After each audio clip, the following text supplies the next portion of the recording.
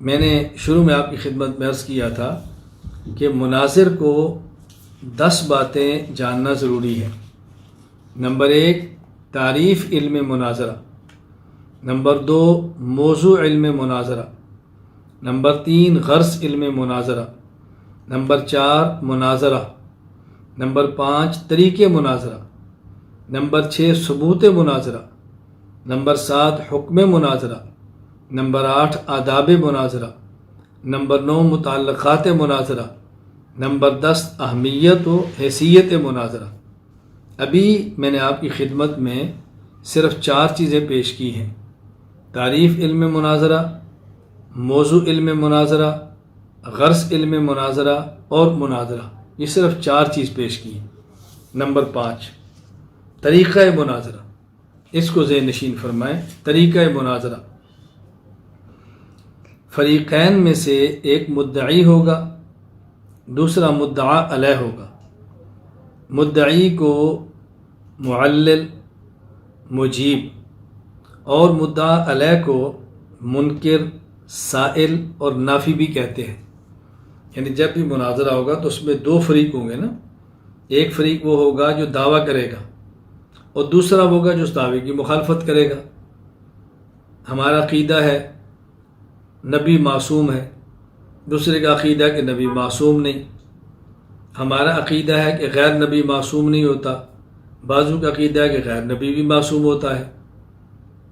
تو یہ ہے مناظرہ میں بنیادی چیزیں۔ طریقہ مناظرہ کیسے ہوگا؟ ایک مدعی بنے اور ایک مدعا علیہ بنے۔ اب ان میں جو مدعی ہے اس کی تعریف کیا ہے؟ سائل، نافی، منکر، مدعا علیہ، اس کی تعریف کیا ہے؟ مدعی کہتے ہیں من نسب نفسہ لاثبات الحکم بالدلیل او التنبیہ۔ مدعی وہ ہے کہ جو دعویٰ کو دلیل یا تنبیہ کے ساتھ ثابت کرنے کی ذمہ داری قبول کرے۔ دوسرے لفظوں میں مدعی وہ ہے جو اپنے دعوے کو دلیل یا تنبیہ کے ساتھ ثابت کرے، یہ ہے مدعی۔ نمبر 2 سائل، من نسب نفسہ لنفی الحکم۔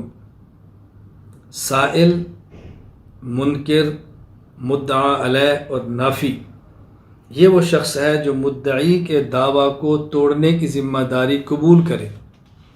بالفاظ دیگر جو مدعی کے دعویٰ کو نہ مانے اور مدعی کے دعویٰ کو توڑے، اسے کہیں گے سائل۔ ایک مدعی اور ایک مدعا علیہ۔ ہم نے یہاں ایک بات کی ہے کہ مدعی کسے کہتے ہیں کہ جو اپنے دعویٰ کو دلیل یا تنبیہ کے ساتھ ثابت کرے۔ اب ہم نے یہ دیکھنا ہے کہ دلیل کسے کہتے ہیں اور یہ دیکھنا ہے تنبیہ کسے کہتے ہیں۔ بات پوری مکمل ہونی چاہیے نا، کوئی بات رہ نہ جائے۔ دلیل کی عام طور پر 2 تعریفیں کرتے ہیں۔ نمبر 1 المرکب من القضیتین للتعدی الی مجہول نظری۔ مجہول نظری تک پہنچنے کے لیے 2 قضیوں سے مرکب شے کو دلیل کہتے ہیں۔ مجہول نظری تک پہنچنے کے لیے 2 قضیوں سے مرکب شے کو دلیل کہتے ہیں۔ اب اس میں اہم چیز کیا ہے؟ مجہول نظری۔ یہ جو ہم نے کہا مجہول نظری تک پہنچنے کے لیے 2 قضیوں سے مرکب چیز کو دلیل کہتے ہیں۔ مرکب تو سمجھ آتا ہے کہ ملی ہوئی، قضیہ بھی سمجھ آتا ہے جملہ، اور یہ مجہول نظری کیا ہے اس کو اچھی طرح سمجھیں۔ مجہول نظری وہ ہوتا ہے کہ جس میں غور و فکر اور کچھ مقدمات ملانے کی ضرورت پڑے۔ جب تک اس میں غور و فکر نہ کریں اور اس میں مقدمات کو نہ ملائیں تو بات سمجھ نہ آئے، یہ ہے مجہول نظری۔ جیسے ہم کہتے ہیں عالم حادث ہے، یہ جو دنیا ہے عالم یہ حادث ہے، یہ مجہول نظری ہے۔ کیوں؟ اس کو سمجھنے کے لیے ضروری ہے کہ آدمی کچھ غور و فکر کرے، مقدمات کو ملائے۔ پہلا مقدمہ العالم متغیر، یہ ہر بندہ مانتا ہے کہ عالم متغیر ہے، جہان بدلتا ہے۔ دن ہے، تو رات ہے، اس کے بعد رات ہے تو اس کے بعد دن ہے، کبھی سایہ ہے کبھی دھوپ ہے، کبھی سردی ہے کبھی گرمی ہے، تو بدل رہا ہے نا۔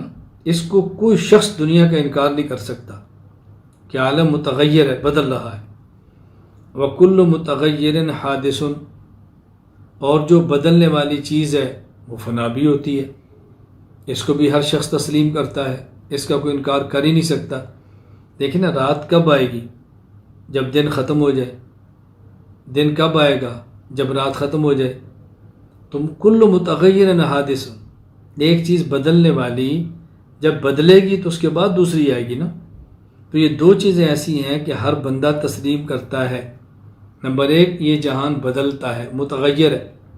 نمبر دو، جس میں تغیر و حدوث ہوتا ہے، نتیجہ کیا نکلے گا؟ فالعالم حادث۔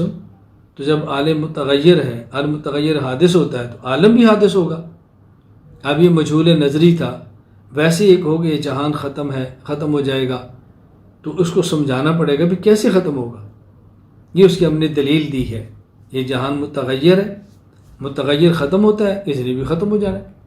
اور جو متغیر ہے وہ ہمیشہ سے نہیں ہوتا، رات ہمیشہ سے نہیں، اس سے پہلے دن ہے، دن ہمیشہ سے نہیں، اس سے پہلے رات ہے، تبدیلی آتی ہے نا۔ یہ بات ذہن نشین فرما لیں۔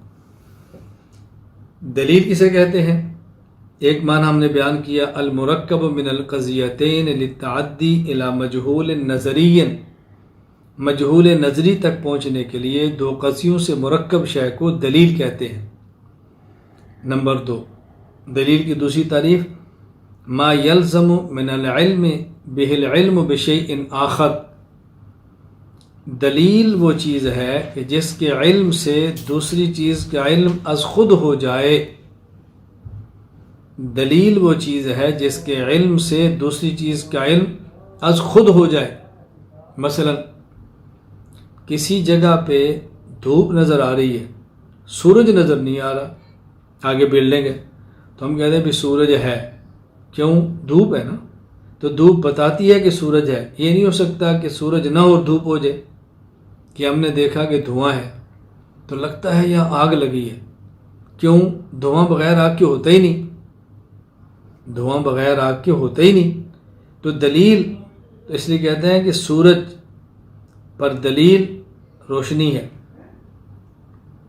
آگ پر دلیل یہ دھواں ہے۔ تو دلیل کا ایک معنی کہ جس کے علم سے از خود دوسری چیز کا علم حاصل ہو جائے، اسے کہتے ہیں دلیل۔ ہم نے کہا تھا کہ مدعی وہ ہے جو اپنے دعویٰ کو دلیل سے یا تنبیہ سے ثابت کرے۔ تنبیہ کا معنی، ایک شخص دعویٰ کرتا ہے، اس دعویٰ میں کچھ خفا ہوتا ہے، اس خفا کو دور کرے تو دعویٰ ثابت ہو جاتا ہے۔ تو یہ جو دعویٰ میں خفا ہے، اس خفا کو جس وضاحت سے دور کرتے ہیں، اس وضاحت کا نام ہوتا ہے تنبیہ۔ میں اس کی مثال دیتا ہوں، جس طرح ہمارا عقیدہ ہے، الانبیاء احیاء فی قبورہم یصلون، انبیاء علیہ السلام اپنی قبور مبارکہ میں زندہ ہیں، نماز بھی پڑھتے ہیں، یہ ہمارا دعویٰ ہے۔ اب اس پر ایک بندہ اشکال کرتا ہے کہ آپ کہتے ہیں یہ نبی زندہ ہے، اگر نبی زندہ ہے تو صحابہ کرام رضی اللہ عنہم مجمعین نے ان کو دفن کیوں کیا ہے؟ کوئی شخص اپنے زندہ باپ کو مٹی میں دفن کرے، زندہ ماں کو دفن کرے، زندہ اولاد کو دفن کرے، تو آپ کہیں گے بہت بڑا ظالم ہے۔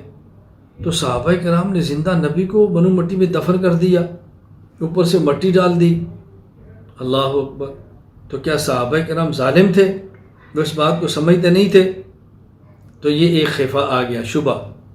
ہم نے کہا بات سمجھیں، یہ جو ہم نے کہا انبیاء علیہ السلام زندہ ہیں، وہ اس عالم دنیا میں نہیں بلکہ عالم برزخ میں، عالم دنیا میں نہیں بلکہ عالم برزخ میں ان کا انتقال یہاں پہ ہوا ہے، اور حیات ان کی عالم برزخ میں ہے۔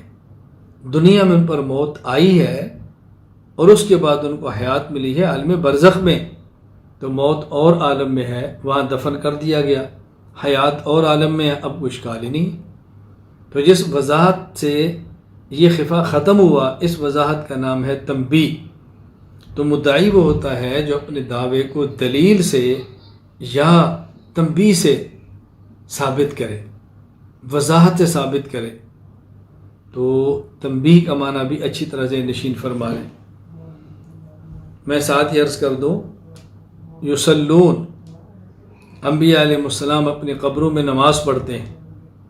اب ایک آدمی کو شبہ آتا ہے کہ نبی اگر قبر میں نماز پڑھتے ہیں تو پھر کہیں وضو بھی کرتے ہوں گے، تو بتائیں کہ نبی وضو کے لیے کہاں جاتے ہیں؟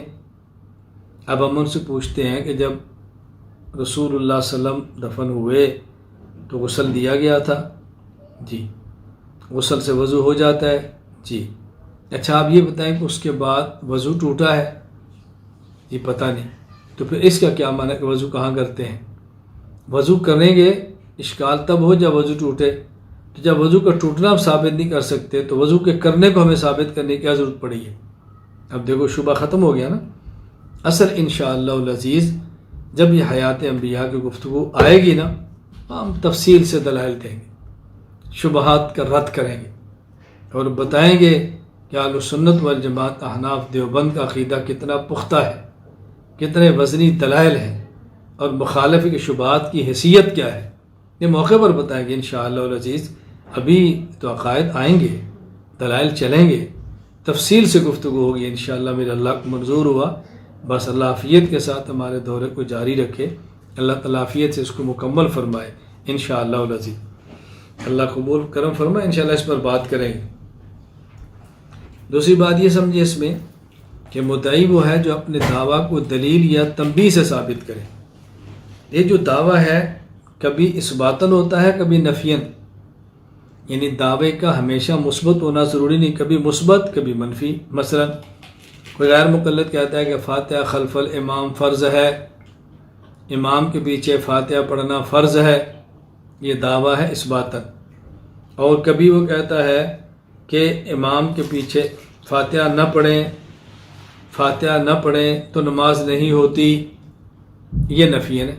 تو کبھی کہتا ہے فاتحہ خلف الامام فرض ہے، کبھی کہتا ہے کہ فاتحہ بغیر امام کے پیچھے نماز پڑھیں تو نماز نہیں ہوتی. تو کبھی دعویٰ اثباتاً ہوگا کبھی دعویٰ نفیاً ہوگا. ہمیشہ دعویٰ مثبت نہیں ہوتا بلکہ کبھی منفی ہوتا ہے. تیسری بات سمجھیں، آگے انشاءاللہ اس پر بات آئے گی کہ ایک نشست مدعی کی ہے، ایک نشست مدعا علیہ کی ہے. ایک نشست مدعی کی ہے، ایک اس کے مد مقابل نشست منکر کی ہے. پہلی نشست مدعی کی ہوتی ہے، دوسری منکر کی، پھر مدعی کی، پھر منکر کی، پھر مدعی کی، پھر منکر کی. اور جب مناظرے کا بالکل اختتام ہوگا تو آخری نشست مدعی کو پھر دیں گے اور اس میں وہ الگ دلیل نہ پیش کرے بلکہ گزشتہ جو اس نے دلائل پیش کیا اس کا خلاصہ پیش کرے تاکہ حکم اور ثالث کو فیصلہ کرنے میں آسانی ہو. یہ اپنے موقع پر بات آئے گی. تو مدعی کی آخری نشست بھی ہوتی ہے اور مدعی پہلی نشست بھی مدعی کی ہوگی. اس نے خطبہ پڑھنا ہے، اپنا دعویٰ بتانا ہے، پوری بات کرنی ہے. اور پھر آخری نشست بھی اس کی ہوگی لیکن اس میں کوئی الگ دلیل نہ پیش کرے، گزشتہ دلائل کو اختصار کے ساتھ پیش کر دے تاکہ بات سمجھ آ سکے، بات حل ہو سکے، ثالث حکم کو فیصلہ کرنے میں آسانی ہو. اللہ تعالی ہم سب کو بات سمجھنے کی توفیق عطا فرمائے. آگے چھٹا نمبر ہے ثبوت مناظرہ. یہ انشاءاللہ ہم آئندہ نشست میں کریں گے. اس کی وجہ ایک تو یہ کافی لمبا ہے، اس پر دلائل ہیں، ہم نے تفصیل سے بات کرنی ہے. تو میں چاہتا ہوں کہ پوری گفتگو ایک نشست کے اندر ہو، یہ نشستوں میں تقسیم نہ ہو. اور دوسرا چونکہ آج ہمارے سبق کا دوسرا دن ہے، بہت سارے احباب ایسے ہیں جو تشریف لائے ہیں کہ ایک آدھا جن کو سلیقہ نہیں آیا اندر کیسے آنا ہے اور سبق میں شریک کیسے ہونا ہے، اور کوئی دو چار احباب ایسے بھی ہیں کہ جن کی داخلے کی خواہش تھی لیکن نہیں ہو سکا، ممکن ان کا بھی ہو جائے. تو انشاءاللہ العزیز اگلی ملاقات میں پھر اس پر بات کریں گے. اللہ تعالیٰ مجھے اور آپ سب کو بات سمجھنے کی، پھر سمجھانے کی، پڑھنے کی، پڑھانے کی، حاصل کرنے کی، آگے پہنچانے کی توفیق عطا فرمائے. وآخر دعوانا ان الحمد للہ رب العالمین.